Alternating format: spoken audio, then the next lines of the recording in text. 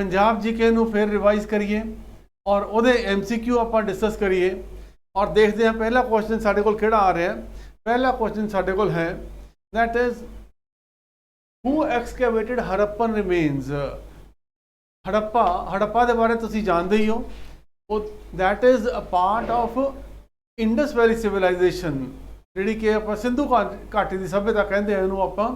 और सब तो पहला जिहड़ी खुदाई हुई है तो सवाल ये पैदा होता है कि सब तो पुरानी खुदाई वो कित्थे हुई, तो वो हड़प्पा दे विच ही हुई सीगी और यह किसने लभ्या सीगा, दैट इज़ वेरी इंपॉर्टेंट। चार ऑप्शन है तुहाडे कोल इत्थे, एक तो हड़प्पा वाला, पर क्वेश्चन की साडे कोल रूपनगर ऑफ पंजाब दे रोपड़ दे विच हड़प्पा दे रिमेन्स। चलो आप थोड़ा जिहा रिवाइज कर रहे हैं फिर इस गल नूं। क्वेश्चन तो यह हैगा इस वेले कि रूपनगर रोपड़ दे विच जिहड़ा सीगा हड़प्पन सिविलाइजेशन दे रिमेन्स मिले ने या उहदे पुरातत्व मिले ने, वो किने लभे सीगे, तो उहदा जवाब जिहड़ा सीगा that is YD Sharma. YD Sharma इन्हां ने रोपड़ दे विच जिहड़ी सीगी ये खुदाई कराई सीगी। रोपड़ was first excavated by YD Sharma in 53-54 on 54-55 or which brought to light six-fold sequence of archaeological culture starting from Harappan followed by the grey ware culture and historic up to the modern period। तो रोपड़ जिहड़ा सीगा बहुत पुराना शहर मन्निया जाता है जिहदे विच Harappan valley civilisation दे तो लैके हुण तक दैट इज़ मॉडर्न सिविलाइजेशन दे सारे सबूत जिहड़े सी सानूं इत्थे मिलदे ने। तो इत्थे दी जिहड़ी सीगी खुदाई किहने कराई सीगी, ये कराई सी YD शर्मा ने। हुण अगला क्वेश्चन ये है कि हड़प्पा की जिहड़ी खुदाई हैगी है वो किहनूं कहा जाता है इत्थे। ये सब तो पहला खुदाई हुई सीगी और वो किहने करवाई सी जी, that was done by mister Dayaram Sahni. किहने करवाई सी जी, दयाराम साहनी उन्होंने करवाई सीगी। ये तो रोपड़ के रिमेन्स है ने, तुसीं देख रहे हो इत्थे म्यूजियम है वो फोटो हैगियां ने। और आप देखते हैं कि हड़प्पा दे विच जिहड़ा सीगा ये जिहड़ा कि अजकल कित्थे पैंदा है, ये पैंदा अजकल पाकिस्तान के पंजाब वाले इलाके च पैंदा है, लाहौर तो थोड़ी दूर ये इलाका है उत्थे पैंदा है।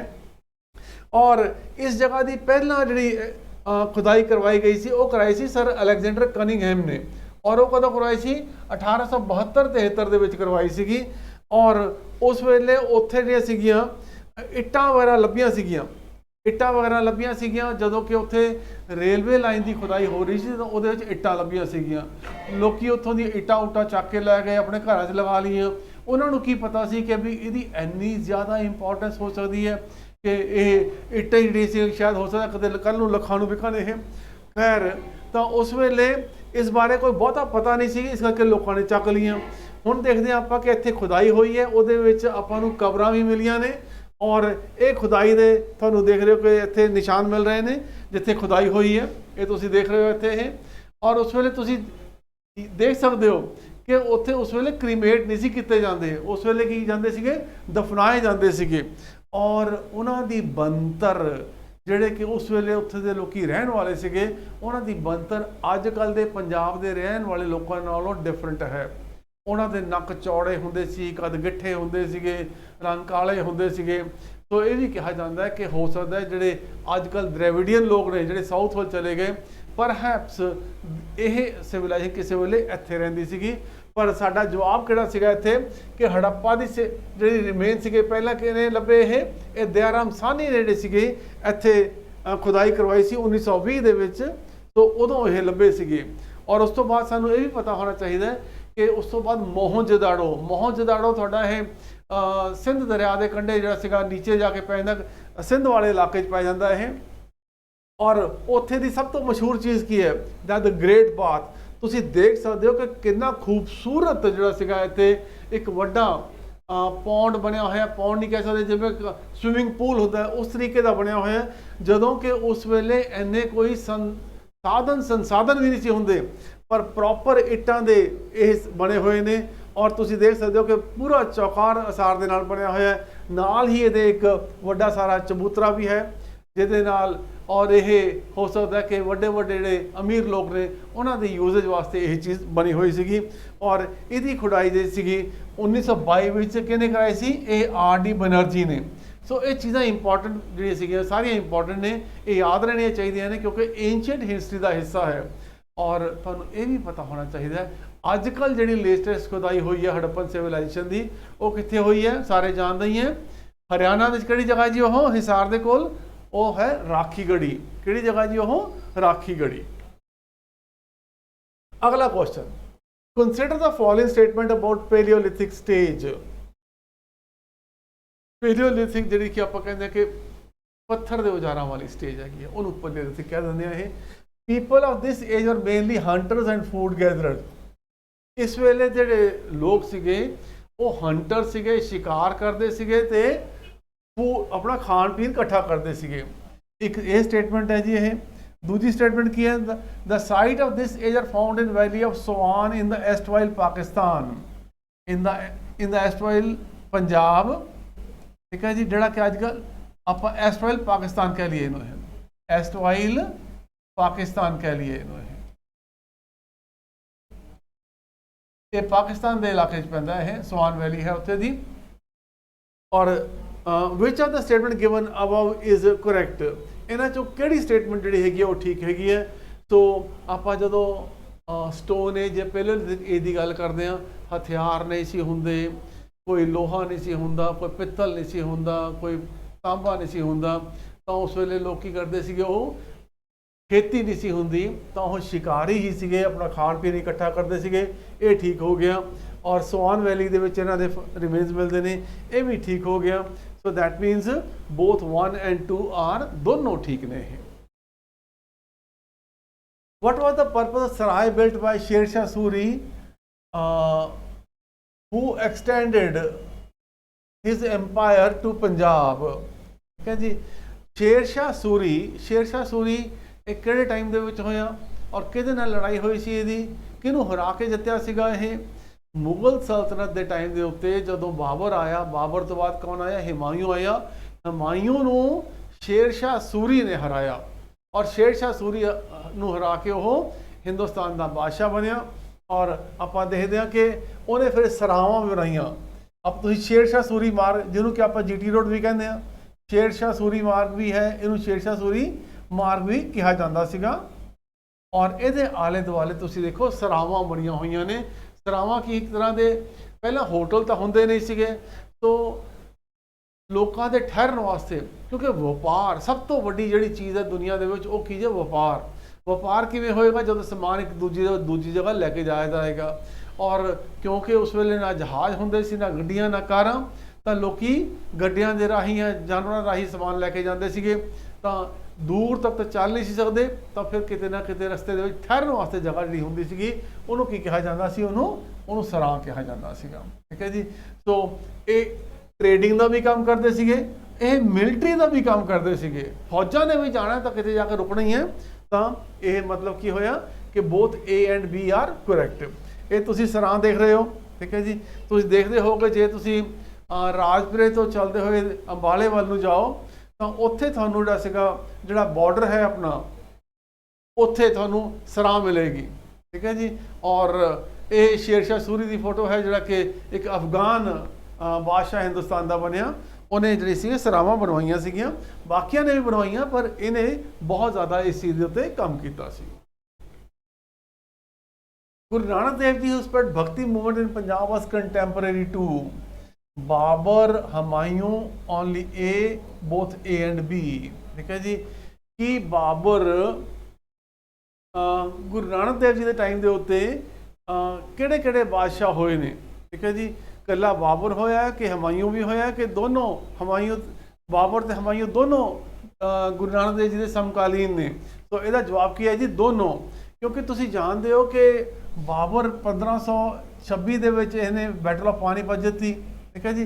ਪਰ 1530 ਦੇ ਨੇੜੇ ਇਹਦੀ ਫਿਰ ਮੌਤ ਵੀ ਹੋ ਗਈ ਸੀਗੀ। ਔਰ ਉਸ ਤੋਂ ਬਾਅਦ ਫਿਰ ਹੁਮਾਯੂੰ ਆ ਗਿਆ। ਗੁਰੂ ਨਾਨਕ ਦੇਵ ਜੀ 1539 ਦੇ ਵਿੱਚ ਜੋਤੀ ਜੋਤ ਸਮਾਏ ਸੀਗੇ। ਸੋ ਇਹਦਾ ਮਤਲਬ ਕੀ ਹੋਇਆ ਕਿ ਇਹ ਦੋਨੋਂ, ਬਾਬਰ ਵੀ ਤੇ ਹੁਮਾਯੂੰ ਵੀ, ਇਹ ਗੁਰੂ ਨਾਨਕ ਦੇਵ ਜੀ ਦੇ ਸਮਕਾਲੀਨ ਸੀਗੇ। Consider the following statement. ਪਹਿਲੀ ਸਟੇਟਮੈਂਟ ਕੀ ਹੈ ਜੀ? Guru Ramdas Ji constructed Ramsar Sarovar and developed the city of Amritsar. Guru Arjan Dev Ji constructed Harmandir Sahib at the center of Amritsar Sarovar. Which of the given statement is it correct? ਇਹ ਤਾਂ ਆਪਾਂ ਜਾਣਦੇ ਆ ਸਾਰੇ ਜਣੇ ਕਿ ਹਰਮੰਦਰ ਸਾਹਿਬ ਦੀ ਜਿਹੜੀ ਉਸਾਰੀ ਹੈਗੀ ਹੈ ਇਹ ਕਿਹਨੇ ਕਰਵਾਈ ਸੀਗੀ? ਗੁਰੂ ਅਰਜਨ ਦੇਵ ਜੀ ਨੇ ਕਰਵਾਈ ਸੀਗੀ। ਪਰ ਕਿੱਥੇ ਕਰਵਾਈ ਸੀਗੀ?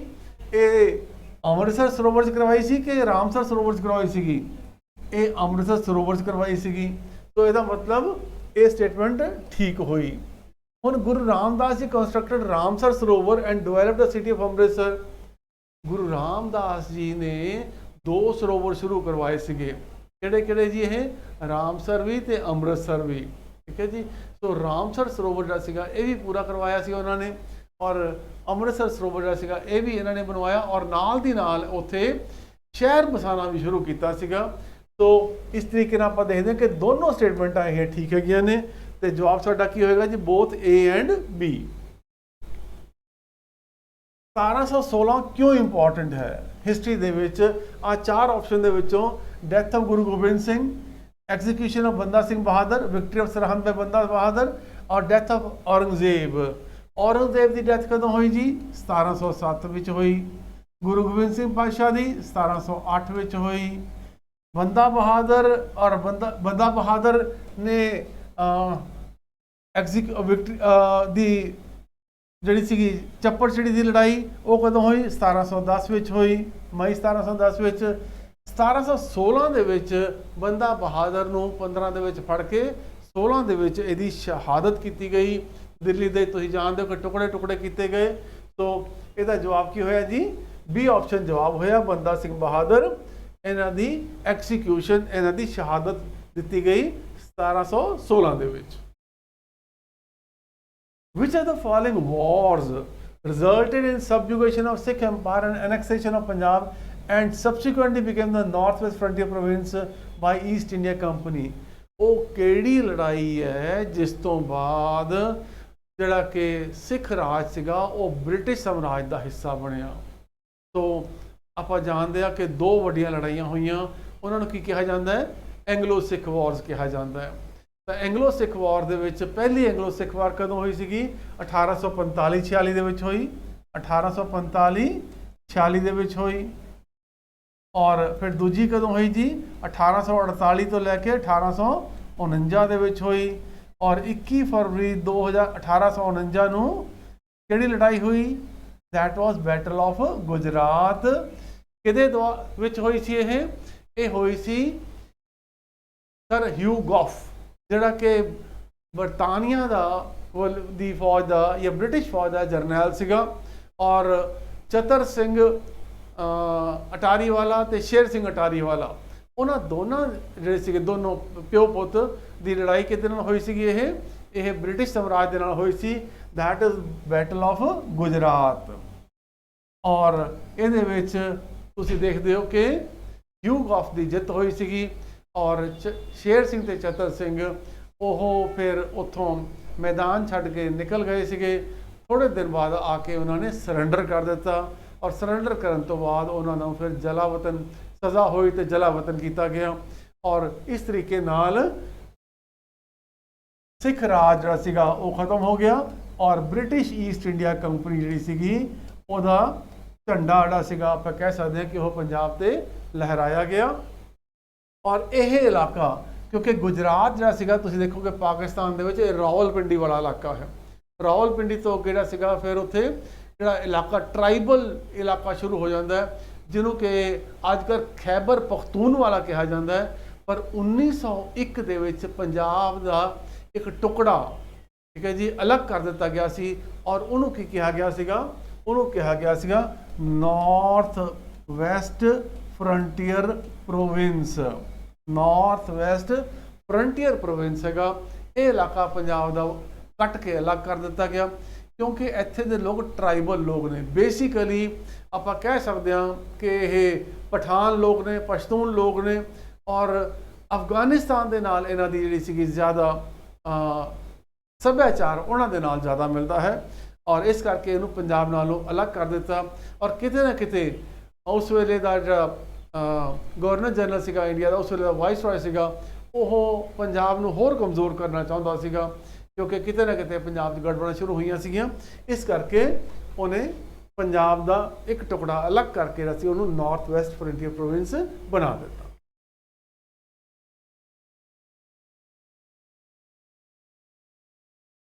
John Lawrence divided Punjab into how many divisions. John Lawrence ने पंजाब ਨੂੰ ਕਿੰਨੇ ਆਪਾਂ ਦੇਖਦੇ ਹਾਂ, ਜਿਵੇਂ ਪੰਜਾਬ 'ਚ ਅੱਜ ਕਿੰਨੇ ਡਿਵੀਜ਼ਨ ਨੇ, 5 ਡਿਵੀਜ਼ਨ ਨੇ, ਕਿੰਨੇ ਜ਼ਿਲ੍ਹੇ ਨੇ, 23 ਜ਼ਿਲ੍ਹੇ ਨੇ। ਇਸੇ ਤਰੀਕੇ ਨਾਲ ਪੰਜਾਬ ਦੇ ਵਿੱਚ ਪਹਿਲਾਂ ਇਸ ਤਰੀਕੇ ਦੀ ਡਿਵੀਜ਼ਨ ਨਹੀਂ ਸੀ ਹੋਇਆ ਕਰਦੀ। ਇਹ ਜਦੋਂ ਅੰਗਰੇਜ਼ ਸਾਮਰਾਜ ਇੱਥੇ ਆਇਆ ਤਾਂ ਉਹਨਾਂ ਨੂੰ ਲੱਗਿਆ ਕਿ ਸਾਨੂੰ ਕਿਸੇ ਇਲਾਕੇ ਨੂੰ ਚਲਾਉਣ ਵਾਸਤੇ ਇੱਕ ਪ੍ਰੋਪਰ ਤਰਕੀਬ ਚਾਹੀਦੀ ਹੈ, ਤਰਤੀਬ ਚਾਹੀਦੀ ਹੈ, ਜਿਹੜੀ ਕਿ ਆਪਾਂ ਦੇਖਦੇ ਹਾਂ ਕਿ ਸਾਡੇ ਰਾਜੇ ਮਹਾਰਾਜਿਆਂ 'ਚ ਉਨੀ ਜ਼ਿਆਦਾ ਐਸਟੈਬਲਿਸ਼ ਨਹੀਂ ਸੀ, ਸਟੈਂਡਰਡ ਪ੍ਰੋਸੀਜਰ ਨਹੀਂ ਸੀ ਬਣੇ ਹੋਏ। ਪਰ ਅੰਗਰੇਜ਼ਾਂ ਨੇ ਆਪਣੇ ਸਟੈਂਡਰਡ ਪ੍ਰੋਸੀਜਰ ਬਣਾ ਰੱਖੇ ਸੀਗੇ ਕਿ ਇਲਾਕਿਆਂ ਨੂੰ ਡਿਵੀਜ਼ਨਾਂ 'ਚ ਵੰਡ ਦਿਓ, ਡਿਵੀਜ਼ਨਾਂ ਤੋਂ ਬਾਅਦ ਉਸ ਤੋਂ ਬਾਅਦ ਜਿਹੜਾ ਸੀਗਾ ਉਹਨਾਂ ਨੂੰ ਜ਼ਿਲ੍ਹਿਆਂ 'ਚ ਵੰਡ ਦਿਓ, ਔਰ ਜ਼ਿਲ੍ਹਿਆਂ ਤੋਂ ਬਾਅਦ ਤਹਿਸੀਲਾਂ 'ਚ ਵੰਡ ਦਿਓ, ਤਹਿਸੀਲਾਂ ਤੋਂ ਬਾਅਦ ਸ਼ਹਿਰ ਤੇ ਪਿੰਡ ਜਿਹੜੇ ਸੀ ਇਲਾਕੇ ਉਹ ਅੱਡ ਕਰ ਦਿੱਤੇ। ਸੋ ਇਸੇ ਤਰੀਕੇ ਨਾਲ ਆਪਾਂ ਦੇਖਦੇ ਹਾਂ ਕਿ ਜੌਨ ਲਾਰੈਂਸ ਉਹ ਜਦੋਂ ਪੰਜਾਬ ਦਾ ਐਡਮਿਨਿਸਟ੍ਰੇਟਰ ਬਣਿਆ।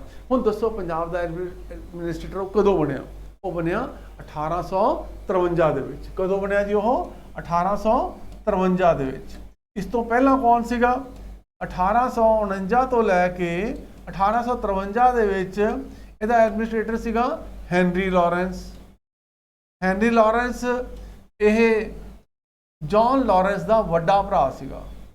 ਜੌਨ ਲਾਰੈਂਸ ਦਾ ਇਹ ਵੱਡਾ ਭਰਾ ਸੀਗਾ, ਪਰ ਪੰਜਾਬ ਦਾ ਗਵਰਨਰ ਜਨਰਲ ਸੀਗਾ ਉਸ ਵੇਲੇ ਉਸ ਡਲਹੌਜ਼ੀ, ਉਹ ਹੈਨਰੀ ਲਾਰੈਂਸ ਤੋਂ ਖੁਸ਼ ਨਹੀਂ ਸੀ, ਕਿਉਂਕਿ ਹੈਨਰੀ ਲਾਰੈਂਸ ਜਿਹੜਾ ਸੀਗਾ, ਜਿਹੜੇ ਇੱਥੇ ਦੇ ਸਰਦਾਰ ਸੀਗੇ ਜਾਂ ਜਿਹੜੇ ਕਿ ਉੱਚੇ ਲੋਕ ਸੀਗੇ, ਉਹਨਾਂ ਨਾਲ ਚੰਗੀ ਬਣਾ ਕੇ ਰੱਖਦਾ ਸੀਗਾ, ਜਦੋਂ ਕਿ ਜੌਨ ਲਾਰੈਂਸ ਜਿਹੜਾ ਸੀਗਾ ਉਹ ਕਾਫੀ ਕੈੜਾ ਸੀਗਾ ਔਰ ਉਹ ਹਕੂਮਤ ਕਰਨਾ ਚਾਹੁੰਦਾ ਸੀਗਾ।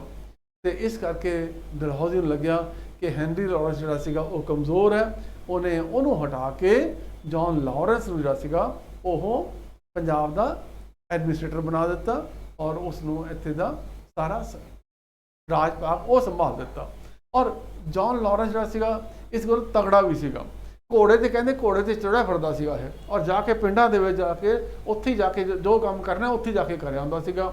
ਇਹ ਦਫ਼ਤਰਾਂ ਦੇ ਵਿੱਚ ਬੈਠਣ ਦਾ ਉਹਦਾ ਕੰਮ ਕੋਈ ਨਹੀਂ ਸੀਗਾ। ਤੋ ਇਸ ਤਰੀਕੇ ਨਾਲ ਪਰ ਕੁਐਸਚਨ ਕਿ ਕਿੰਨੇ ਡਿਵੀਜ਼ਨਾਂ ਸੀਗੀਆਂ ਇੱਥੇ ਪੰਜਾਬ ਦੀਆਂ? ਤਾਂ ਉਸ ਵੇਲੇ ਪੰਜਾਬ ਦੀਆਂ 5 ਡਿਵੀਜ਼ਨਾਂ ਸੀਗੀਆਂ। ਕਿੰਨੀਆਂ ਡਿਵੀਜ਼ਨਾਂ ਸੀਗੀਆਂ ਜੀ? 5 ਡਿਵੀਜ਼ਨਾਂ ਸੀਗੀਆਂ। ਉਹ 5 ਡਿਵੀਜ਼ਨਾਂ ਕਿਹੜੀਆਂ ਸੀਗੀਆਂ? ਆਪਾਂ ਦੇਖ ਲਈਏ ਜੀ। ਇੱਥੋਂ ਇੱਕ ਤਾਂ ਮੁਲਤਾਨ ਹੋ ਗਈ, ठीक है जी, रावलपिंडी हो गई, रावलपिंडी हो गई, ठीक है जी। फिर थोड़ा लाहौर हो गया, ठीक है जी। फिर थोड़ा जलंधर हो गया और फिर थोड़ा अंबाला हो गया। इस तरीके नाल ये रावलपिंडी तो पहला 2 ਅੱਡ ਅੱਡ ਹੁੰਦੀਆਂ ਸੀਗੀਆਂ, एक लेह ਹੁੰਦੀ ਸੀਗੀ और एक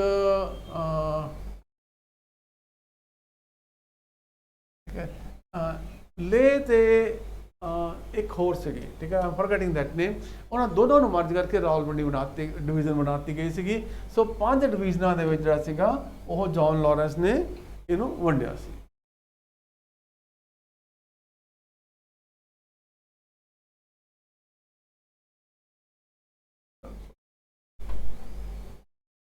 Which are the following socio-religious movement in Punjab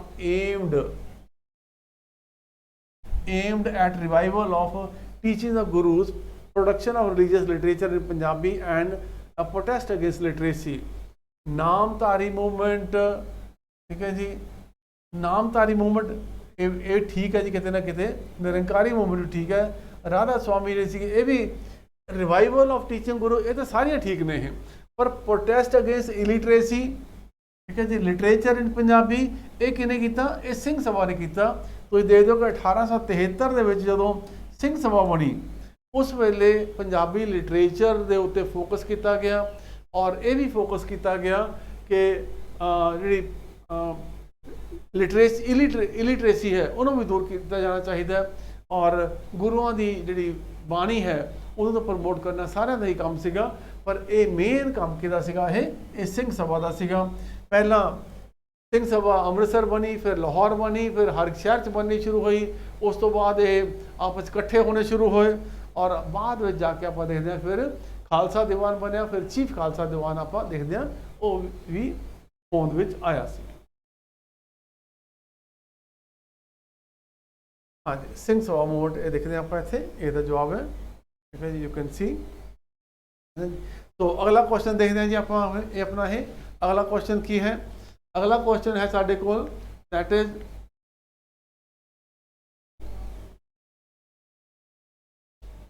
name the season in Punjab when a shower with hailstorm may occur and it can damage growing crops. ठीक है जी, ਉਹ मौसम दसो जिस मौसम ਦੇ ਵਿੱਚ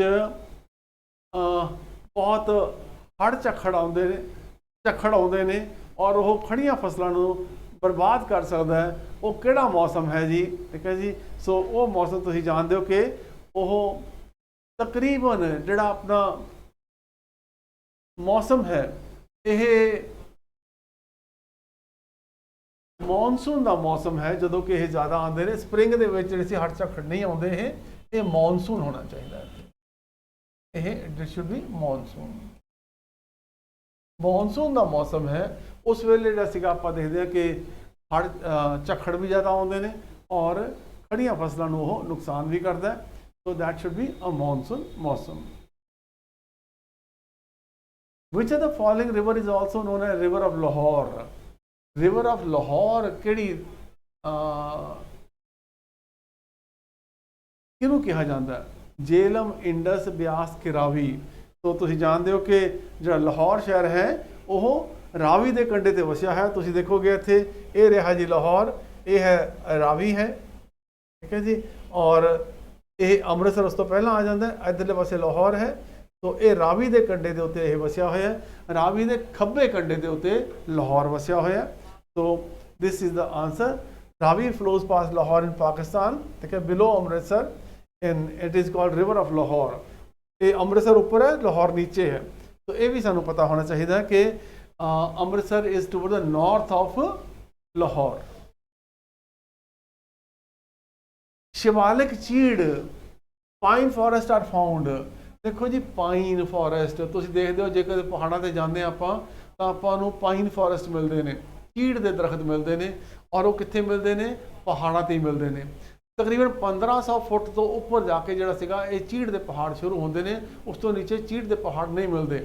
तो पंजाब दे विच तां 1500 फुट वाली जगह इक्को ही बची, वो तुहानूं पता ही है। ठीक है जी, किहड़ी होएगी जी वो? दैट विल बी, हाँ जी, सो बेसिकली रोपड़ दे विच थोड़े छोटे मोटे पहाड़ हैगे ने, ते तुहाडा ये SBS नगर दैट इज नवां शहर ते गुरदासपुर, इत्थे भी छोटे मोटे पहाड़ हैगे ने। तो जिथे छोटा जिहा पहाड़ी इलाका है, आप कह दीए कि जिहड़ा तुहाडा कंढी इलाके के नाल जिहड़े पहाड़ी पैंदे ने, उत्थे जिहड़ा सीगा ये पाइन दे दरख्त या चीड़ के दरख्त सानूं मिलते हैं। तो चीड़ तुसीं जानदे हो, इस तरह के कोण जे तुहानूं बथेरी वार तुसीं देखे होने मेलियां मुलियां दे विच विकदे फिरदे ने। तो दैट इज चीड़ के दरख्त ने। हाँ जी, Pushpa Gujral city in Punjab is a science city. ठीक है जी, या ये आर्ट म्यूजियम है कि साइंस म्यूजियम है, और किहड़े जिले च पैंदा जी ये साइंस म्यूजियम है। ठीक है जी, कपूरथले च पैंदा जी ये, कपूरथला जलंधर रोड के उत्ते है, जलंधर तो कपूरथला नहीं जांदे होया ये। ओनली साइंस सिटी नहीं है ये, it is the largest and the second science city. ठीक है जी, and largest second science city of India Kapurthala. हाँ जी, तो ये ऑप्शन गलत कीतियां हुई हैं, दोनों सेम कर देती हैं इत्थे, ये गलत ने इत्थे। सो अपने को जिहड़ा जवाब दोनों च इक्को ही जवाब लैके चलांगे, इसनूं इत्थे कट चेंज कर देंगे। So it will be the largest science city in India, जिहड़ा कि कपूरथले दे विच पैंदा है। Name the musical instrument of Punjab. Punjab का म्यूजिकल इंस्ट्रूमेंट क्वेश्चन हमेशा आता है, जिहड़े कि गमक ते मींड़ जिहड़े सीगे वो चल सकते होण, वो किस ते चलदे ने तुहाडे? ये वो सारंगी ते चलदे ने। तो इस करके इहदा जवाब की होया जी? सारंगी होया। Consider the following statement. Maghi Mela is organize to commemorate a battle fought in 1705 में गुरु गोबिंद सिंह जी अगेंस्ट मुगल्स। तो ये एक ऑप्शन हो गया, थोड़ी पहली स्टेटमेंट होगी।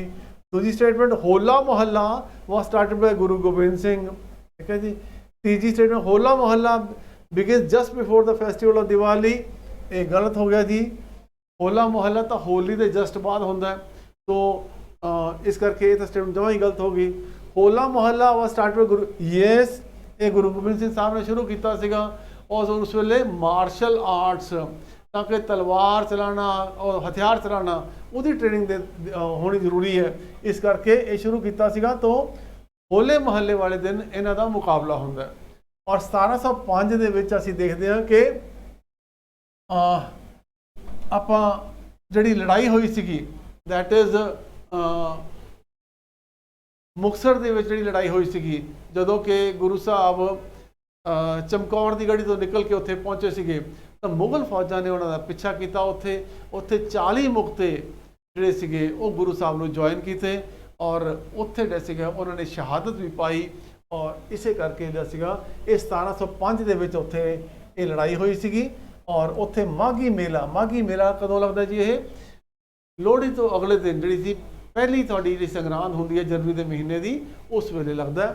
ਸੋ ਇਹ ਵੀ ਕੁਐਸਚਨ, ਇਹ ਵੀ ਸਟੇਟਮੈਂਟ ਠੀਕ ਹੋਈ। तो 1 and 2 are correct, 3rd is wrong. Match the following cities. Ludhiana, ये तो चलो जी बहुत सौखा हो गया। पटियाला सिटी ऑफ गार्डन्स हो गया। पठानकोट, मानसा ये वाइट गोड हो गया। तो कॉकनेक सिटी क्यों कहा जाता है? क्योंकि जो कश्मीर वाला इलाका है अपना, ठीक है जी, और ਉਹਦੇ ਵਾਸਤੇ ਆਪਾਂ ਦੇਖਦੇ ਹਾਂ ਕਿ ਇਸ ਤਰ੍ਹਾਂ ਪੰਜਾਬ ਹੈ ਜਿਹੜਾ ਕਿ ਇਹ ਪਾਕਿਸਤਾਨ ਦੇ ਨਾਲ ਲੱਗਦਾ ਹੈ, ਔਰ ਇੱਥੇ ਆਪਣਾ ਪਠਾਨਕੋਟ ਪੈ ਜਾਂਦਾ, ਐਵੇਂ ਪਠਾਨਕੋਟ ਪੈ ਜਾਂਦਾ। ਸੋ ਇਹ ਜਿਹੜੀ ਸੜਕ ਜਾਂਦੀ ਹੈ ਸਿਰਫ ਇੱਕੋ ਇੱਕ ਆਲ ਵੈਦਰ ਰੋਡ ਹੈ ਜਿਹੜੀ ਪਠਾਨਕੋਟ ਤੋਂ ਨਿਕਲ ਕੇ ਜਿਹੜਾ ਸੀਗਾ ਉਹ ਕਸ਼ਮੀਰ ਨੂੰ ਲੈ ਕੇ ਜਾਂਦੀ ਹੈ। ਇਸ ਕਰਕੇ ਇਹ ਕਿਹਾ ਜਾਂਦਾ ਕਿ ਇੱਕ ਤਰ੍ਹਾਂ ਦੀ ਇਹ ਮੁਰਗੇ ਦੀ ਗਰਦਨ ਹੈ।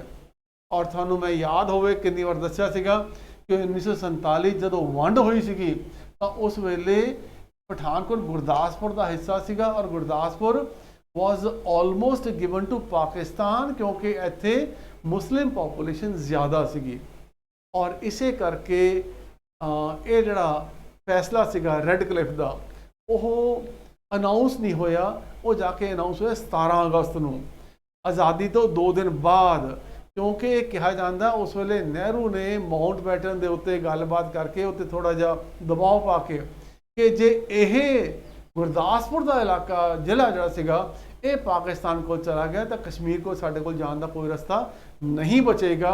ਇਸ ਕਰਕੇ ਇਹ ਸਾਡੇ ਕੋਲ ਰਹਿਣ ਦਾ ਕੋਈ ਤਰੀਕਾ ਲੱਭ ਕੇ ਰੱਖੋ, ਦੱਸੋ। ਇਹ ਤਾਂ ਇਹ ਕਿਹਾ ਜਾਂਦਾ ਕਿ ਰੈੱਡ ਕਲਿਫ ਨੇ ਆਖਰੀ ਮੂਮੈਂਟ ਦੇ ਉੱਤੇ ਗੁਰਦਾਸਪੁਰ ਦੇ ਕੁਝ ਇੱਕ ਤਹਿਸੀਲਾਂ ਜਿਹੜੀਆਂ ਸੀਗੀਆਂ ਉਹ ਭਾਰਤ ਦੇ ਵਿੱਚ ਰਹਿਣ ਦਿੱਤੀਆਂ, ਔਰ ਇਸ ਤਰੀਕੇ ਨਾਲ ਕਸ਼ਮੀਰ ਦਾ ਰਸਤਾ ਉਹ ਖੁੱਲ੍ਹਾ ਰਹਿ ਗਿਆ। ਤੁਹਾਨੂੰ ਇਹ ਵੀ ਯਾਦ ਹੋਣਾ ਚਾਹੀਦਾ ਕਿ ਉਸ ਵੇਲੇ ਤੱਕ ਉੱਥੇ ਦੇ ਰਾਜਾ ਹਰੀ ਸਿੰਘ ਨੇ ਹਿੰਦੁਸਤਾਨ ਦੇ ਵਿੱਚ ਸ਼ਾਮਲ ਹੋਣ ਦੀ ਆਪਣੀ ਪਰਮਿਸ਼ਨ ਨਹੀਂ ਦਿੱਤੀ ਸੀਗੀ, ਜਦੋਂ ਕਿ ਬਾਕੀ ਰਾਜੇ ਦੇ ਚੁੱਕੇ ਸੀਗੇ, ਇਹਨੇ ਨਹੀਂ ਦਿੱਤੀ ਸੀਗੀ। ਇਸ ਕਰਕੇ ਹੋਰ ਵੀ ਜ਼ਿਆਦਾ ਜ਼ਰੂਰੀ ਸੀਗਾ ਕਿ ਕਸ਼ਮੀਰ ਨੂੰ ਰਸਤਾ ਖੁੱਲ੍ਹਾ ਰਹਿਣਾ ਚਾਹੀਦਾ ਹੈ। ਸੋ ਇਹਦਾ ਜਵਾਬ ਤੁਸੀਂ ਦੇਖ ਹੀ ਲਿਆ, ਮੈਂ ਤੁਹਾਨੂੰ ਦੱਸ ਹੀ ਦਿੱਤਾ ਇੱਥੇ ਜਵਾਬ ਇਹਦਾ ਇਹ। ਸੋ ਆਪਾਂ ਨੇ ਪੰਜਾਬ ਦੇ ਕੁਝ ਕੁਐਸਚਨ ਡਿਸਕਸ ਕੀਤੇ ਨੇ, ਉਮੀਦ ਹੈ ਕਿ ਇਹਨਾਂ ਨੂੰ ਯਾਦ ਵੀ ਰੱਖੋਗੇ और एग्जाम दे विच आए तो इन्हां दा जवाब भी दे सकोगे। Thank you. हेलो एवरीवन, कैसे आप सब? चलिए 71st मॉक के क्वेश्चंस देखते हैं क्या है और उसके आंसर्स क्या रहेंगे, ठीक है जी। चलिए पहला क्वेश्चन देखते हैं। Who among the following started the first newspaper in India? Bharat का पहला अखबार शुरू किसने किया था? जेम्स हिकी ने, ठीक है, कलकत्ता में हुआ था, Bengal gazette. When was the first of the Geneva Convention on the treatment of war victims adopted? तो जिनेवा का कन्वेंशन आपका कब लिया गया था? 1864 के अंदर, ठीक है। Next question, sorry, in which session of Indian Congress the tricolour flag was unfurled for the first time? तो पहली बार झंडा कब फहराया गया था? लाहौर कांग्रेस सेशन जो 1929 को हुआ था आपका 30 दिसंबर।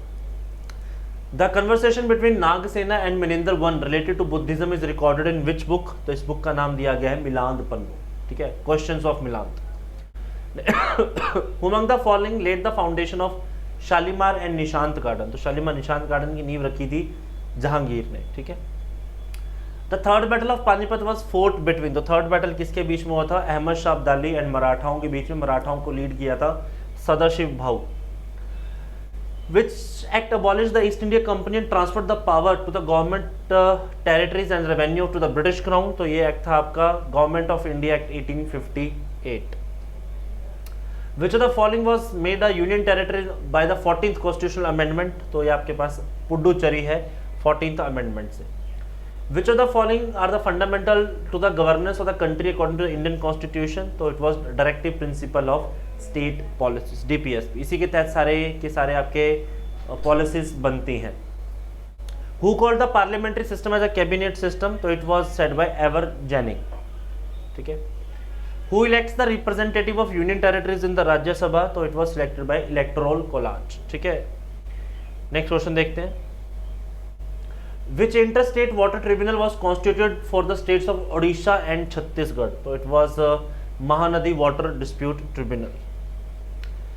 Buckingham canal is located in which state? तो बकिंगम आपके पास कहां पर है? आंध्र प्रदेश और तमिलनाडु के बीच में, ठीक है, Buckingham. Which among the following rocks contains fossils? तो फॉसिल्स आपके पास किस में होते हैं? सेडिमेंट्री में होते हैं, ठीक है, और इसकी फॉर्मेशन भी ऐसे ही होती है। Which among the following type of landforms are also called as topographic feature? तो इसको क्या कहा जाता है? लैंडफॉर्म ऑफ थर्ड ऑर्डर को कहा जाता है। Kanha national park is famous for which of the following species? तो ये टाइगर्स के लिए फेमस है आपका कान्हा नेशनल पार्क। अभी यहाँ पे चीते भी रखे गए थे। In which type of tax system divide decreases as the income goes on increases? यानी टैक्स कम होगा और इनकम इंक्रीज होगी, तो इसे रिग्रेसिव टैक्स कहा जाता है। जब इनकम बढ़ती है और टैक्स बढ़ता है तो उसे प्रोग्रेसिव टैक्स कहा जाता है।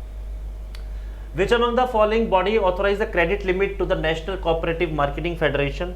तो ये आपके पास कौन देती है? नबार्ड देती है। There are some stocks in the stock market which by nature are low priced, speculative and risky because of their limited liquidity and following the disclosure what is called as, इसे penny stocks कहा जाता है, आजकल बड़े famous हो रखे हैं। Who dethroned Viswanathan Anand as a first India's top ranked chess player in the live world ranking? तो ये डी गुकेश ने ये रिकॉर्ड तोड़ा है फिलहाल, ठीक है। Treasury bill in India are associated with? Treasury bill किसके साथ एसोसिएट होती है? गवर्नमेंट ऑफ इंडिया के साथ एसोसिएट होते हैं। In which country Admiral Lisa Franchetti made the news as she became the first woman in the history to serve as the chief of naval operation and members of joint chiefs of staff in that country? तो ये आपके पास USA के अंदर है। जब Joe Biden साहब भारत आ रहे थे तो ये उनको मिलने आई थी। Which state is the largest producer of uranium in India? तो आंध्र प्रदेश में सबसे ज्यादा यूरेनियम प्रोड्यूस होता है। What is the name of India's first indigenously developed autonomous underwater vehicle designed to detect underwater mines and neutralize them, launched on 28th of July? तो इसका नाम क्या दिया गया? निराक्षा। Which tech company joined India's hand with the Confederation of All India Traders to digitalize, train and upskill 10 million local traders? तो इसमें हमारी help करेगी आपकी मेटा, ठीक है, earlier known as Facebook. So this is all we have from the GK section. Stay tuned for the next one. Thank you. Hello student, कैसे हैं आप लोग? उम्मीद करते हैं बहुत अच्छे होंगे। तो जैसे कि आपको मालूम है कि हर हफ्ते हम आपके लिए मॉक लेके आते हैं, तो मैं आशीष आज आपका एक बार फिर से स्वागत करता हूं मॉक 71 में। तो चलिए स्टार्ट करते हैं। कंप्यूटर के इस सेक्शन में आपके पास क्या क्या चीज़ें रहेंगी एक एक करके हम लोग यहाँ पे देखेंगे। तो सबसे पहले अगर हम बात करते हैं, क्या लिखा है? Which of the following is not N input device of the computer? Track wall, scanner, sound card and joystick. देखो, ट्रैक वॉल एक इनपुट है, इमेज स्कैनर इनपुट है, जॉयस्टिक एक इनपुट है, पर स्कैन जो साउंड कार्ड है वो आपके पास इनपुट डिवाइस नहीं है। तो इस वजह से आंसर क्या आएगा? C option. इस वजह से आंसर क्या रहेगा? C option. नेक्स्ट क्वेश्चन की अगर बात करता हूँ, it is the type of printer which can print multiple copies at once. What is the name of the this type of printer? मतलब प्रिंटर टाइपराइटर की तरह जो प्रिंटर होता है, इम्पैक्ट है, लेज़र है, इंकजेट है। तो अगर मैं बात करता हूँ तो इसका आंसर जो बनेगा इम्पैक्ट प्रिंटर बनेगा। क्यों? क्योंकि इम्पैक्ट का मतलब होता है प्रभाव छोड़ जाना। तो दो चीज़ों के बीच में आपस में फिजिकल टकराव होता है, देन आपके पास कुछ ना कुछ आउटपुट यहाँ पे प्रोड्यूस होता है। नेक्स्ट अगर बात करता हूँ, which of the following is use to add a new slide in a PowerPoint? अगर पावर पॉइंट में न्यू स्लाइड ऐड करनी हो तो control plus S, control plus M, control plus N, control plus P. तो control plus M होता है, N नहीं होगा, तो याद रखिएगा। यहाँ पे P और यहाँ पे आपके पास जो आंसर बनेगा वो Ctrl+M बनेगा। ठीक है, नेक्स्ट बात करते हैं आपके पास who is the founder of WWW, Ajay B Bhatt, Tim Berners-Lee, Ericsson या फिर डार्पा। तो पहली बात ये तो कुछ है ही नहीं, एरिक्सन एक कंपनी है, अजय भट्ट नहीं है इसका आंसर। इनका आंसर है टिम बर्नर-ली। जिन्होंने सबसे पहले WWW की इन्वेंशन की थी वो कौन थे? टिम बर्नर-ली थे आपके पास।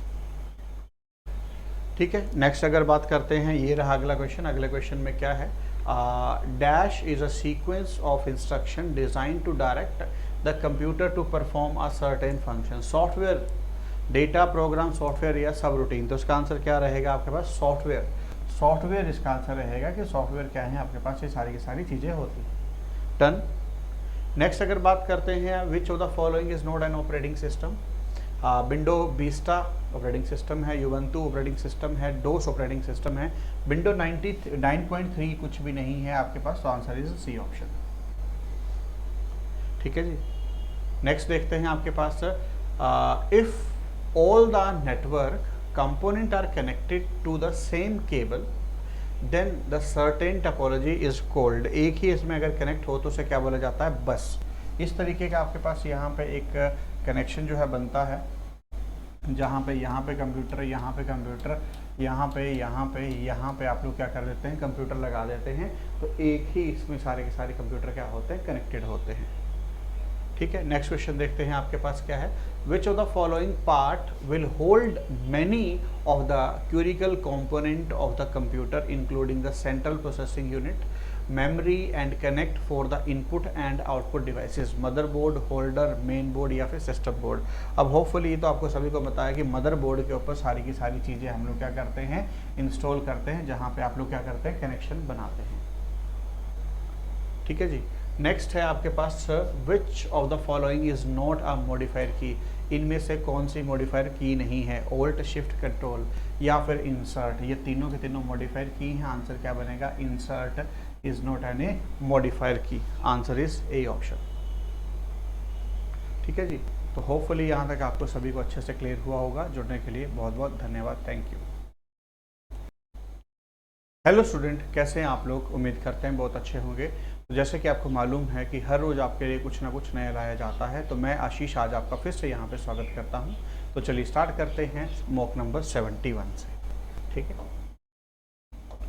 चलिए क्लास, सबसे पहले क्वेश्चन देखते हैं। The following question are based on the 5 digit number given below. अब सबसे पहले यहाँ पे क्या बोला है? इफ़ ईच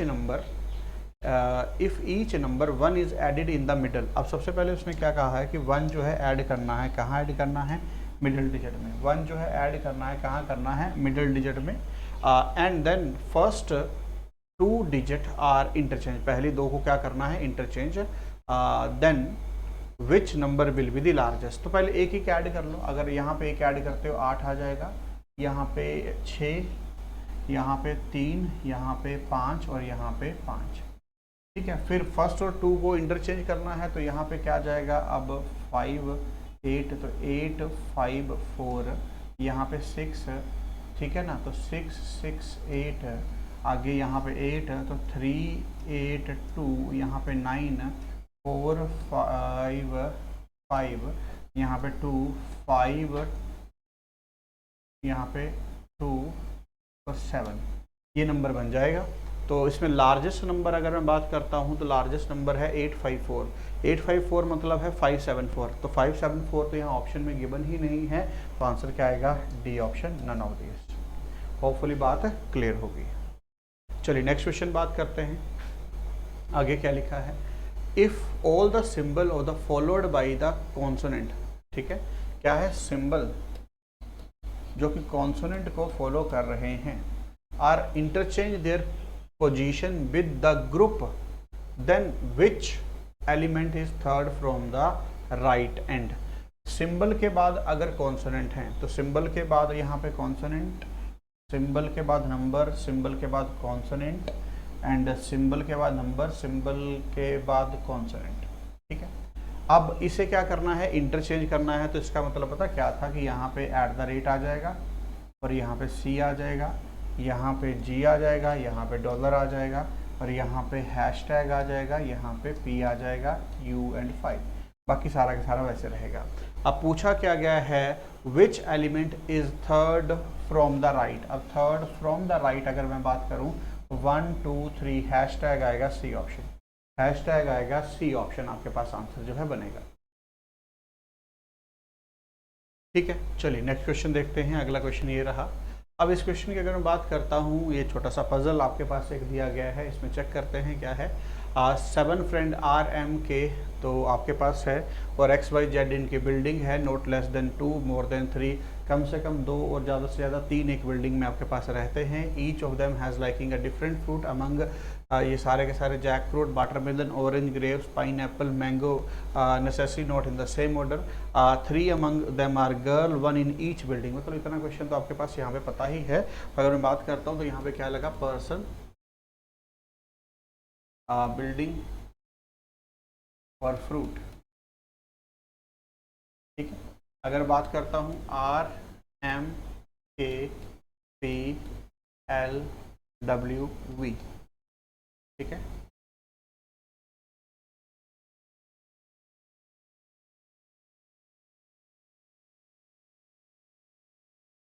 लीजिए बेटा, अगर मैं बात यहाँ पे करता हूँ, अगर हम लोग यहाँ पे चेक करते हैं,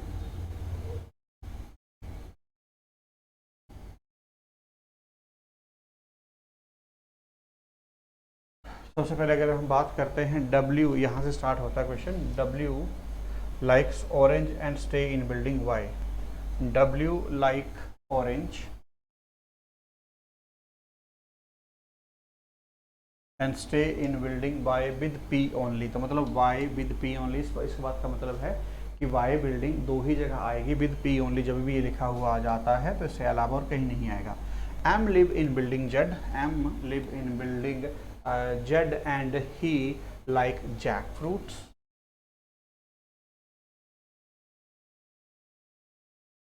ठीक है जी। None in a building X like Apple और ग्रेप्स। जो बिल्डिंग X में रहता है ना तो वो एप्पल लाइक करता है ना वो ग्रेप्स लाइक करता है। R and L do not stay in building X, मतलब यहाँ पे बिल्डिंग X नहीं आएगा, यहाँ पे बिल्डिंग X नहीं आएगा, इसका मतलब ये है। अच्छा, बिल्डिंग X नहीं आएगा, यहाँ पे Y आ नहीं सकता, बचा कौन, Z ही तो आएगा फिर। ठीक है, अब बचा X, X यहाँ नहीं आएगा, X यहाँ नहीं आएगा। X में कौन नहीं आना था, एप्पल और grapes, Apple grapes, Apple grapes यहाँ नहीं आएगा। ठीक है, देन आगे क्या है, R and L do not stay in building X। अच्छा, ये हो गया है। K is hours close friend and she does not like watermelon. She का मतलब यहाँ पे नेगेटिव जेंडर, और यहाँ वाटरमेलन भी नहीं आएगा। ठीक है जी। देन आगे आपके पास क्या है, L लाइक पाइनएप्पल। L क्या है, पाइनएप्पल। ठीक है, none of the girl like orange, इनमें से कोई भी लड़की ऑरेंज लाइक नहीं करती है। And one of them like Apple. And R does not like grapes. अब यहाँ पे ग्रेप्स नहीं आएगा। अब देखो बेटा, ग्रेप्स यहाँ नहीं आएगा, ग्रेप्स यहाँ नहीं आएगा, ग्रेप्स यहाँ नहीं आएगा, तो ग्रेप्स यहाँ आएगा। अगर बात करता हूँ एप्पल यहाँ नहीं आएगा, एप्पल यहाँ नहीं आएगा, तो एप्पल यहाँ आएगा। वाटरमेलन यहाँ नहीं आएगा, तो वाटरमेलन यहाँ आएगा। अब एक ही फ्रूट बचा, दैट इज मैंगो। अब सबसे बड़ी अगर मैं बात यहाँ पे करता हूँ, 3 गर्ल हैं आपके पास। None of girl like orange, कोई भी लड़की ऑरेंज लाइक नहीं करती, तो ऑरेंज वाला बंदा पर्सन मेल है, तो यहाँ पे ये फीमेल होगी क्योंकि 2 सेम बिल्डिंग है, एक लड़की आनी चाहिए थी। And one of them like Apple, Apple जो पसंद करती है वो लड़की है, तो बाकी सारे के सारे क्या आ गए, मेल आपके पास यहाँ पे आ गए। अब सबसे पहले क्या पूछा है, हु लाइक मैंगो, तो मैंगो लाइक कौन करता है, के मतलब सी ऑप्शन, के मतलब सी ऑप्शन आपके पास यहाँ पे आंसर आ गया। ठीक है, नेक्स्ट है आपके पास, who stay in building Z. Building Z में कौन रहता है, बिल्डिंग जेड में कौन रहता है, R M and L, R M L, R M and L, A option. चलो नेक्स्ट की बात करता हूँ, which fruit does R like, R कौन सा फ्रूट जो है लाइक करता है, R जो है एप्पल लाइक करता है, एप्पल मतलब ए ऑप्शन। तो होपफुली बात आपको क्लियर है। चलिए अब देखो, अगला है आपके पास डिक्शनरी वर्ड फ्लावर, जो वर्ड से क्या बनती है डिक्शनरी, तो फ्लावर किससे बनता है? पेटल। किससे बनता है? पेटल, जो पत्तियां पंखुड़ियां होती हैं। ठीक है, नेक्स्ट आपके पास साइलोजिज्म से क्वेश्चन है, चेक करते हैं क्या लिखा हुआ है यहाँ पे। सबसे पहले सम ट्रेन आर साइकिल, कुछ ट्रेन क्या है? साइकिल है। And no train is chair, पूरे के पूरे चेयर नहीं है। And no cycle is are fan, no cycle are fan. And all radio, सारे के सारे रेडियो क्या है? फैन। ऑल रेडियो, ये रेडियो है किसके अंदर आते हैं? फैन के अंदर। Some cycle are fan, some cycle are fan, कुछ साइकिल फैन है, गलत। सम radio are fan, some radio are fan, बिल्कुल सही है। सम रेडियो आर साइकिल, कुछ रेडियो साइकिल है, गलत है। Some cycle are not chair, कुछ साइकिल जो हैं वो चेयर नहीं है, तो कुछ साइकिल जो है वो चेयर नहीं है, बिल्कुल सही है। तो आपके पास सेकंड एंड फोर्थ फॉलो करेगा, जो कि डी ऑप्शन में लिखा हुआ है, जो कि डी ऑप्शन में लिखा हुआ है। चलिए नेक्स्ट क्वेश्चन देखते हैं, अगला क्या है। यहाँ पे in each of the following question 5 word have been given out of the 4 are alike in the same manner, मतलब एक अलग जो है आपको यहाँ पे निकालना है। अगर मैं बात करता हूँ टोरटाइज, डक, स्नेक एंड व्हेल, देखो टोरटाइज जो है पानी में भी रहता है, बाहर में भी रहता है, डक पानी में भी बाहर भी, स्नेक पानी में भी बाहर भी, पर व्हेल जो है पानी के बिना जिंदा नहीं रह सकती। तो answer is D option, answer is D option. Next अगर बात करता हूँ, अगला क्वेश्चन है डायरेक्शन से। Village Rampur is 20 kilometre to the north of village Rewa, Rewa के नॉर्थ में आपके पास कौन है? रामपुर। और कितना है? 20 किलोमीटर। ठीक है, village Tapa is 18 kilometre east of Rewa, Rewa के ईस्ट में कौन है? तापा। और 18 किलोमीटर है आपके पास। अब village Fatehpur is 12 kilometre west of Rampur, Rampur के वेस्ट में फतेहपुर है। और कितना है आपके पास यहाँ पे? 12 किलोमीटर। देन आगे आपके पास क्या है? If Sanjay start from his village Tapa, Sanjay अगर यहाँ से स्टार्ट करता है and goes to the Fatehpur, अगर उस तरफ जाना है, विच डायरेक्शन ही फ्रॉम द स्टार्टिंग पॉइंट, अगर यहाँ से आप लोग डायरेक्शन देखते हैं तो कौन सी आती है? तो यहाँ पे प्लस बना लो, नॉर्थ, साउथ, ईस्ट और वेस्ट। तो नॉर्थ वेस्ट आपके पास यहाँ पे डायरेक्शन जो है आती है, वो कौन है? B option. ये कौन सा है? B option. ठीक है, नेक्स्ट क्वेश्चन देखते हैं, अगले क्वेश्चन में क्या है। इफ बी सेज, बी बोलता है, बी बोलता है, if B says that his mother, मतलब बी की mother, B's mother is the only daughter of A's mother, A's mother. ठीक है, if B says that his mother, B बोलती है, इफ बी सेज, बी ने कहा दैट हिज मदर, ठीक है, बी की mother is the only daughter of A's mother, A की जो मदर है, ए की जो मदर है उसकी इकलौती बेटी आपके पास ये है। ठीक है, if the gender of A is male, अब if the gender of A is male, तो इसे ऊपर बना लेते हैं थोड़ा, यहां बना लेते हैं।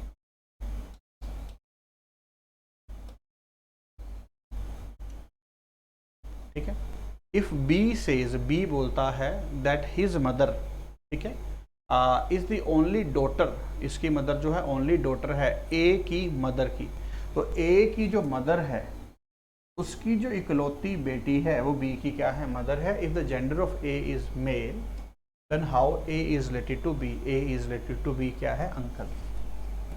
ए क्या है? बी का क्या लगता है? अंकल।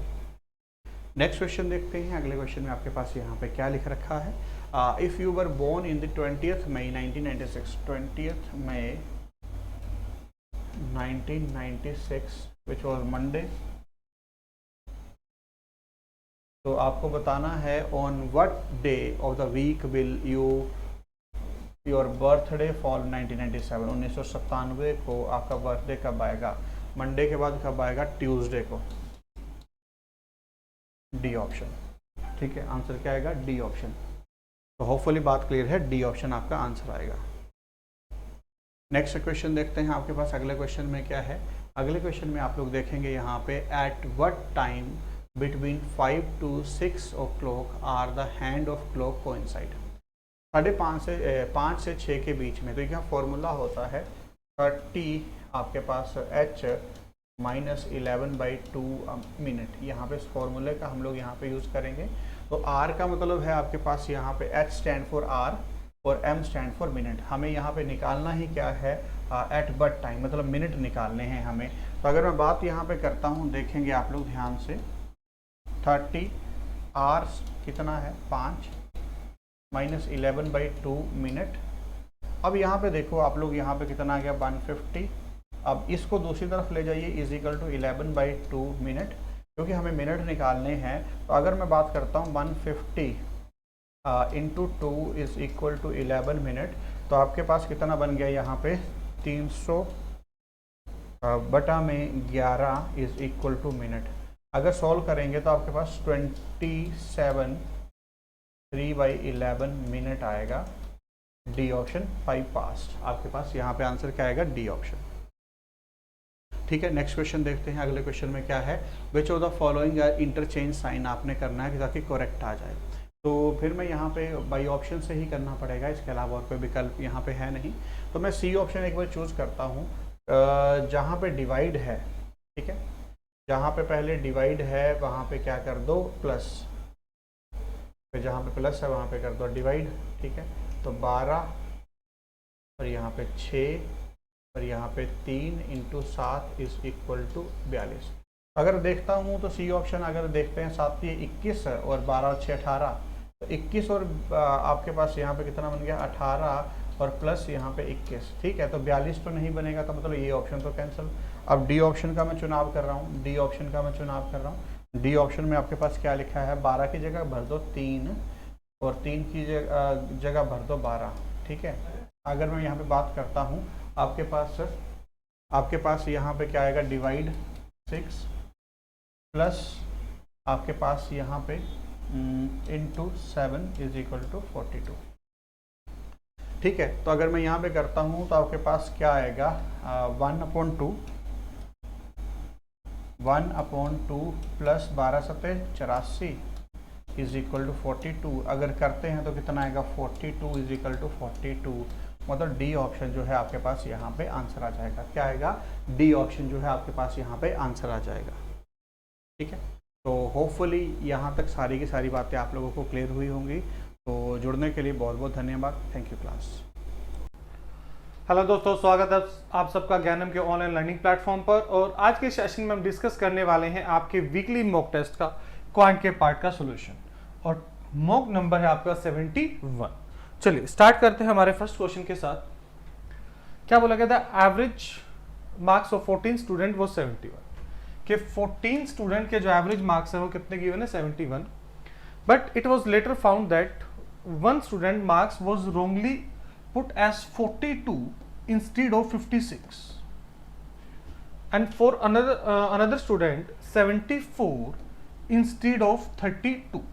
देखो एक्चुअल में जिसको पुट करना था वो कितना करना था 88, पर उसने कितना रख दिया 160, मतलब कुछ ज्यादा रख दिया। कितना, जो इन दोनों के बीच का डिफरेंस है, इन दोनों के बीच का डिफरेंस कितना है 28। तो 28 का अगर हम सम डिफरेंस करेंगे तो एवरेज कितना बनता है 2 बनता है। तो पहले कितना था 71 माइनस 2 करेंगे तो अब जो न्यू एवरेज होगा वो आपका क्या हो जाएगा 61 हो जाएगा। आई होप ये बात क्लियर होगी सब बच्चों को।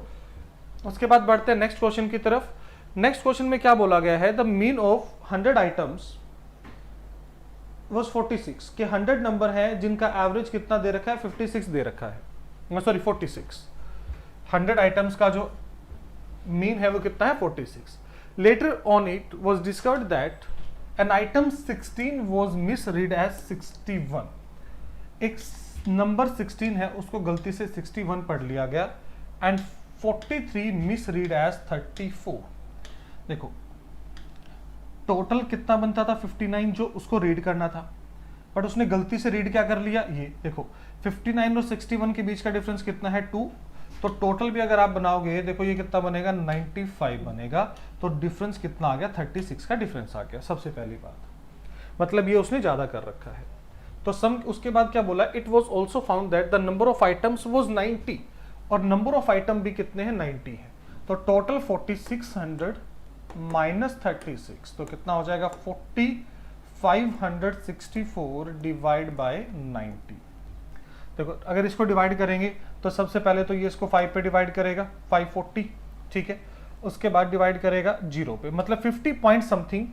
तो अप्रोक्स उसने पूछा था, तो ऑप्शन बी आपका राइट आंसर हो जाएगा, ठीक है, ऑप्शन बी। चलिए उसके बाद बढ़ते हैं नेक्स्ट क्वेश्चन की तरफ।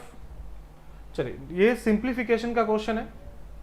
देखो 39% ऑफ 405, अगर मैं इसको अप्रोक्स में ऐसे समझ लूं कि 40% ऑफ 400 है। देखो 20 से 20 कैंसिल, तो ये कितना बनेगा 160 प्लस 62% ऑफ, अगर इसको 600 कर लें तो 20 से 20 कैंसिल हो जाएंगी आपकी। इसको मैं 6 इंटू 2 12, 36 प्लस 1 37 माइनस 183, ठीक है।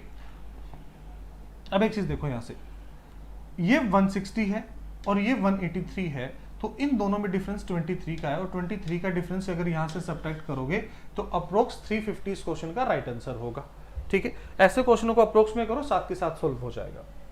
The difference between the age of 2 person is 10 years। 15 years ago the elder one was twice as old as the younger one, ठीक है।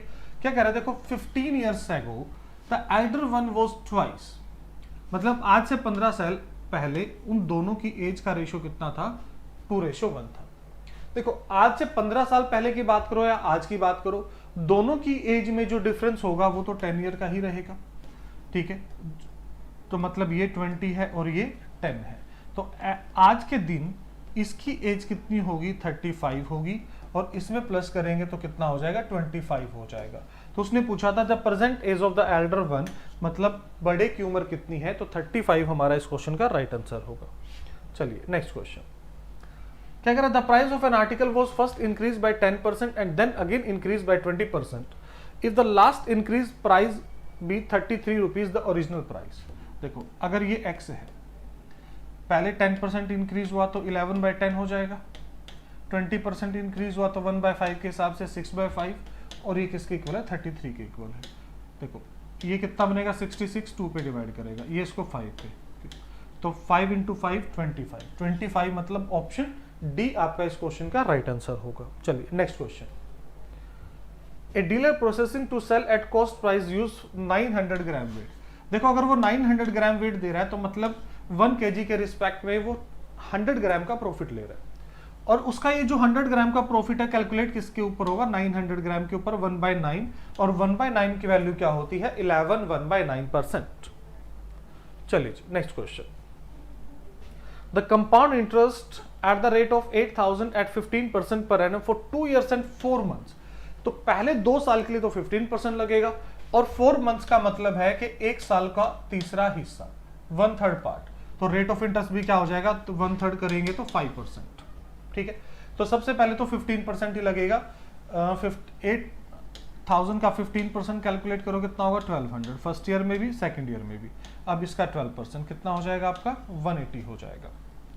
अब थर्ड ईयर में जब कैलकुलेट करेंगे तो थर्ड ईयर में वो सिर्फ कितना लगेगा 5%, और इसका 5% कितना है 400, 2400 का 5% कैलकुलेट करेंगे तो 120 और इसका 5% कैलकुलेट करेंगे तो 9। देखो 24 प्लस 4 28 प्लस 3 30 3109, तो 3109 ऑप्शन सी इस क्वेश्चन का राइट आंसर होगा।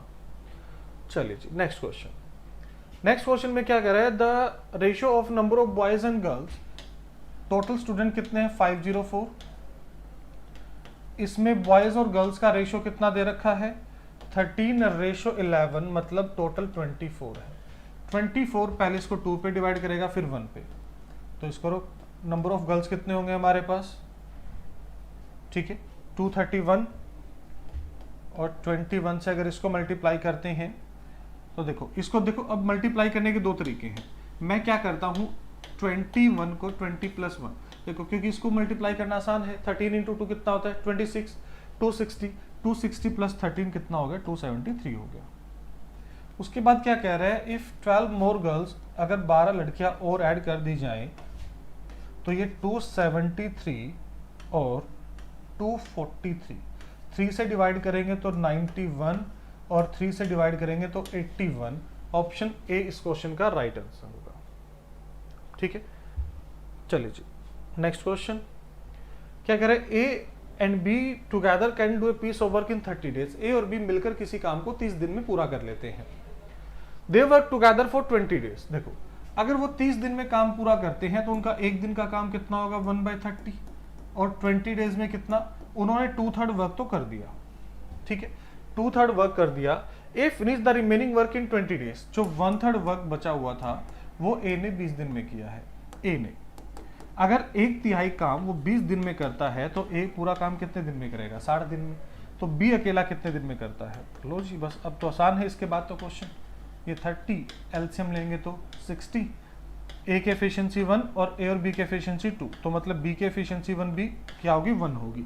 तो 60 divide by 1 60 days. Option B इस क्वेश्चन का राइट आंसर होगा। चलिए नेक्स्ट क्वेश्चन। नेक्स्ट क्वेश्चन में क्या कह रहा है, a water tank has 2 pipes, the empty tank is filled in 12 minutes. जो पाइप ए है वो उसको 12 मिनट में भर देता है। And first pipe and the full tank is empty by second pipe in 20 minute. और जो सेकंड पाइप है वो एम्प्टी करता है, इसलिए मैंने इसको नेगेटिव कर दिया, कितना 20। एलसीएम लेंगे तो एलसीएम कितना हो जाएगा 60, ए की एफिशिएंसी 5 और इसकी एफिशिएंसी -3 हो जाएगी। The time required to fill half tank, half tank मतलब कितना फिल करना है, सिर्फ 30। When both the pipes are in action. देखो ये 5 फिल करेगा, ये 3 एम्प्टी करेगा, तो ओवरऑल तो कितना फिल होगा 2। तो 30 divide by 2 15 minute. Option B इस क्वेश्चन का राइट आंसर होगा। चलिए जी नेक्स्ट क्वेश्चन क्या कह रहा है, a man cycles at a speed of 8 kilometre per hour and reach office 11 AM। When he cycles at the speed of 12 kilometre per hour he reach office at 9 AM। At what speed should he cycle so that he reach office eight 10 AM। देखो उसने 3 अलग अलग time की बात की है, 9, 10 और 11। मतलब जो टाइम है वो एपी में है। अगर ऐसी कभी भी कंडीशन हो कि टाइम एपी में है तो जो स्पीड है वो एचपी में होगी। ठीक है, जब वो 11 बजे गया है तो स्पीड कितनी थी 8 थी, और 9 बजे गया तो स्पीड कितनी थी 12। एचपी सीरीज का मतलब ये जो नंबर होगा वो हार्मोनिक मीन होगा, जो 2xy into x plus Y. तो 12 इंटू 8 96 डिवाइड बाई 10 तो 9.6। ऑप्शन ए इस क्वेश्चन का राइट आंसर होगा आपका। चलिए जी next question. A police man goes after a thief who has 100 meter start if the police man run 1 kilometer in 8 minute. देखो police वाला 1 किलोमीटर 8 मिनट में जाता है, तो मतलब उसकी जो स्पीड है 125 मीटर पर मिनट है। ठीक है, और जो थीफ है, जो चोर है, उसकी स्पीड कितनी है 1000 divide by 10 100 metre per minute है। और दोनों सेम डायरेक्शन में, तो रिलेटिव स्पीड क्या हो जाएगी माइनस हो जाएगी। तो डिस्टेंस कितना था 100 मीटर, 25 इंटू टाइम, मतलब 4 मिनट के बाद वो उसको पकड़ेगा। तो उसने पूछा क्या है, the distance covered by the thief before is overtake. तो 4 मिनट में चोर 10 की स्पीड से कितना भाग जाएगा, 400 मीटर का डिस्टेंस भागेगा। ऑप्शन डी इस क्वेश्चन का राइट आंसर होगा। चलिए जी ये लास्ट क्वेश्चन था। आई होप ये क्वेश्चन सभी क्लियर होंगे सब बच्चों को। इन क्वेश्चंस में कोई डाउट कोई कंफ्यूजन नहीं होगी। अगर किसी भी बच्चे का कोई डाउट या कंफ्यूजन आता है तो आप अपना आंसर कमेंट बॉक्स में बता सकते हैं। Hello everybody, welcome to the English section by Gyanam. Let us check what we have in store for the day. आपके पास आया है, आपके पास synonyms का पार्ट यहाँ पर शो हुआ है, similar meanings का। If you are feeling peckish, there is some cheese in the fridge. अगर आपको भूख लगी है तो कुछ चीज है वहां पर। अब भूख लगी है is hungry, the answer is option C. Right? Moving on further, catching snakes can be hazardous for people untrained in the art. Hazardous का मतलब क्या हुआ, dangerous. Catching snakes can be dangerous for the people. Moving on further, अब ये का मतलब क्या हुआ, to break off proceedings of a meeting for a time. One word substitution बताना है। अगर आप ब्रेक ऑफ कर रहे हैं प्रोसीडिंग्स मीटिंग की कुछ टाइम के लिए, उसको बोलते हैं adjourn. The meeting has been adjourned. One who is neither intelligent nor dull ये तो हम सभी होते हैं, इसको बोलते हैं मीडियोकर। एरर बेस आया, Mahesh thought that he would pass the examination although he did not answer most of the questions correct. No, did not answer most of the questions correctly, तो आंसर हो जाएगा 3 में। Sheela advised to her child not to play with the ball on the road. Sheela advised her child, मतलब आपको यहां पर 2 नहीं चाहिए। नेक्स्ट क्या आया है आपके पास? आपके पास वन वर्ड सब्स्टिट्यूशन तो हो गया है, अब आपके पास आता है sentence improvement. Sleeping, resting and fluids का क्या करूं? दैट क्यों आया? And drinking fluids. स्लीप करना, रेस्ट करना और फ्लूइड्स पीना बेस्ट वे है कोल्ड के लिए। If you had arrived earlier you had found me in the bus. अगर आप पहले आए होते you would have found me in the bus. Next आया आपके पास रीअरेंजमेंट, पैराजंबल जिसको बोलते हैं। स्टार्ट करते हैं इसको पढ़ना। सबसे पहले आया tourist are flooding into. Tourist are flooding into कहां पे? जगह का नाम लगाओ, remote parts of the earth. Start हो गया क्यू से, क्यू से स्टार्ट होते ही मेरा आंसर बनना चाहिए ये। अब पता क्या होता है यहां से, अब मेरा आंसर तो चेंज होकर आना चाहिए, बट दिक्कत कहां आती है? कहता डायरेक्टली मत करो, what used to be considered, जो पहले कंसिडर किया जाता था, तो एस से भी तो स्टार्ट हो सकता है। क्यू के बाद आर लगाएंगे तो गलत हो जाएगा, and adventurous people are thinking, तो ये हो जाएगा एस क्यू से। अगला, a man wearing dark sunglasses walked into the bank. A man wearing dark sunglasses walked into the bank. उसके बाद आपके पास ऑप्शन देखो पी क्यू आर एस, चारों से हो सकता है, राइट। देखो, एवरीवन ही went up to the teller and held up a girl. जब स्क्रीम कब होगा? जब ग्रेनेड आएगा, तो पहले आर का पार्ट आना चाहिए, आर वाला पार्ट ऑप्शन नंबर सी है। Next, the principal prove to be a wet blanket. अब देखो यहां पे क्या बोल रहा है, at the party of the students, तो वेट ब्लैंकेट का मतलब क्या हो गया? एक तरह से डिस्करेज किया यहां पर पार्टी को एंजॉय करने के लिए। Next, in the parliamentary democracy the prime minister is at the helm of national affairs. तो इज एट द हेल्प का मतलब क्या होता है? One who holds the main position. Next, and there we go with this. I hope you got this and enjoyed it. Bye bye.